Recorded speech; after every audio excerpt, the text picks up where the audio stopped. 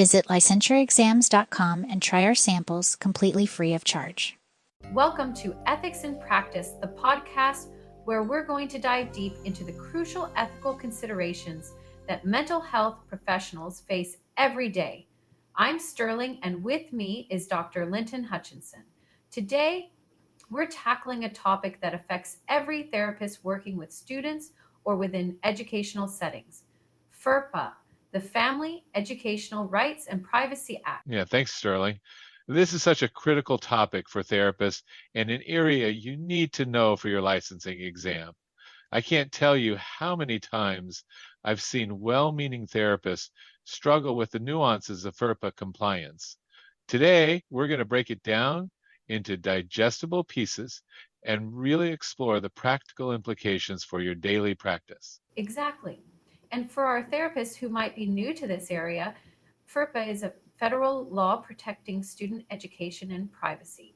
It applies to all schools that receive funds under an applicable program of education, but there's so much more to it than just this basic definition. You're totally right, Sterling. The thing you need to know about FERPA is that it's not just about keeping records private.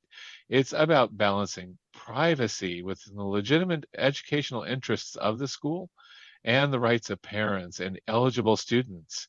Let's start with the basics. Can you walk us through what exactly constitutes an educational record under FERPA? Sure thing. This is where things start getting complicated, as not everything that refers to a student may not be an educational record. Educational records can include grades, transcripts, class schedules, disciplinary records, and counseling records maintained by the educational institution. And this is where it gets tricky for us as mental health professionals, right? Because we're often maintaining two sets of records: the educational records that fall under FERPA and our therapeutic counseling records. What are some key distinctions or differences? Exactly. Let me give you a case example with names being changed for privacy, of course. The situation involved a college student who was seeing both a campus counseling center therapist in private practice. The notes from the therapist in private therapy were not subject to FERPA. However, the campus counseling records were subject to FERPA. That is a relevant example, Linton. Could you talk about how you navigated that situation? Of course, the key was understanding that FERPA allows for the disclosure of educational records to school officials with legitimate educational interests. In this case, you needed to carefully define what constituted a legitimate educational interest and ensure you had proper consent forms in place. Speaking of consent, that's one of the most crucial aspects of FERPA compliance. Let's explore the specifics of when you need consent and when you don't. Absolutely. Under FERPA, schools must have written permission from the parent or eligible student to release any information from a student's educational record. However, there are some notable exceptions. That's right, Linton, and these exceptions are where many therapists get caught up. One problem that comes up frequently is the health and safety emergency exception. Can you elaborate on that? The health and safety emergency exception is difficult because it requires a careful and thought out judgment call.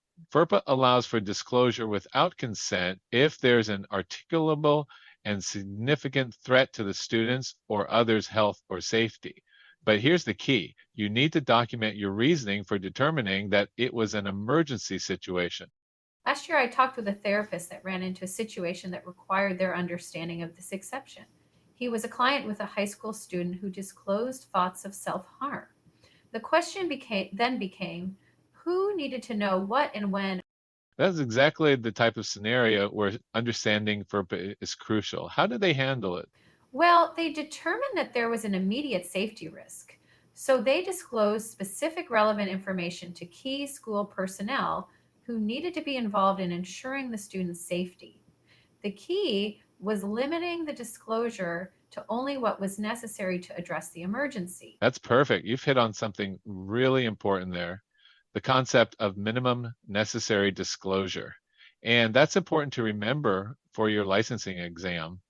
Even when you have the right to disclose information, you should always be thinking about what information is actually needed to address the situation. Absolutely. And this brings us to another important aspect, the intersection of FERPA with other privacy laws and ethical guidelines. How do you help professionals navigate this complex landscape? This is where things can get really complicated. We're often dealing with multiple overlapping frameworks, FERPA, state laws, and our professional ethical codes.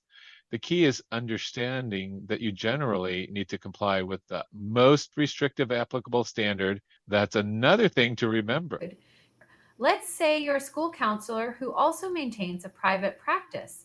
In your school role, you're primarily governed by FERPA, but in your private practice, you're dealing with HIPAA. Understanding these distinctions is crucial for maintaining appropriate boundaries and confidentiality. And what about when we're working with students who receive special education services? That adds another layer of complexity with IDEA requirements. Yes, and this is where detailed documentation becomes absolutely essential. Under FERPA and IDEA, you must maintain clear records of who accessed student information and why. This includes keeping logs of disclosures and ensuring that access to records is legitimately limited to underage coverage of the AACA. One thing I've noticed in my practice is that there's often confusion about what constitutes a directory information under FERPA. Directory information is a category in and of itself because it's treated differently under FERPA. It includes things like a student's name, address, telephone number, date and place of birth, honors and awards, and dates of attendance. Schools can disclose this information without consent, but, and this is important, they must tell parents and eligible students about directory information and give them a reasonable amount of time to request the school not disclose it. And this is where the concept of opting out comes in, right? Exactly. Schools must notify parents and eligible students of their right to opt out of the disclosure of directory information. This is typically done at the beginning of each school year. Let's talk about some practical implications for therapists working in or with educational settings.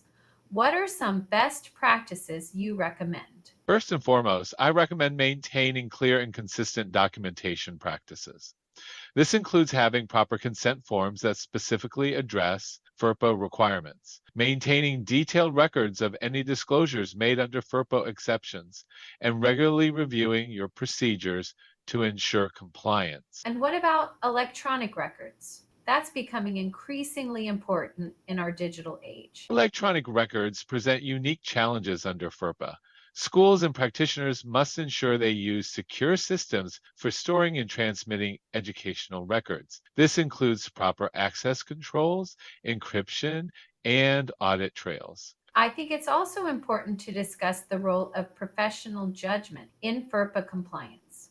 While the law provides a framework, you often need to make careful decisions about disclosure in complex situations. Absolutely. Professional judgment is crucial, especially when dealing with situations that fall into gray areas. I always recommend using a structured decision-making process.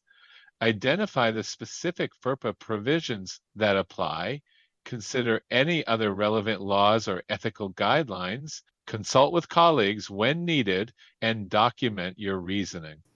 Can you have a specific example of how you'd apply that decision-making process? Let's take a scenario where a student discloses substance use during a counseling session. The counselor needs to consider multiple factors. Is there an immediate safety risk? Does this information constitute part of the educational record? Who has a legitimate implications of disclosure? And in cases like that, the therapeutic relationship and trust are so important to maintain while still meeting legal obligations. Exactly. It's about finding that balance between maintaining confidentiality and meeting our legal and ethical obligations to keep students safe and support their educational success. Let's discuss working with parents, particularly in situations where students are approaching the age at which their FERPA rights will transfer to them. This transition period can be challenging. Under FERPA, when a student turns 18 or enters a post-secondary institution at any age, the rights under FERPA transfer from the parent to the student. However, there are some exceptions where parents can still access records. I find that many parents struggle with this transition and can't believe they don't have access to their child's records when they're footing the bill for their education. How do you help them understand and accept these changes in information? Communication is key. I often start having these conversations well before the transition occurs, helping parents understand that this shift in privacy rights is part of their child's development into adulthood. It's also important to explain that while you may not be able to share certain information with them anymore, we're still working in their child's best interests. And what about situations involving divorced or separated parents? That's another complex area. Under FERPA, both parents have the right to access their child's educational records unless a court order revokes those rights.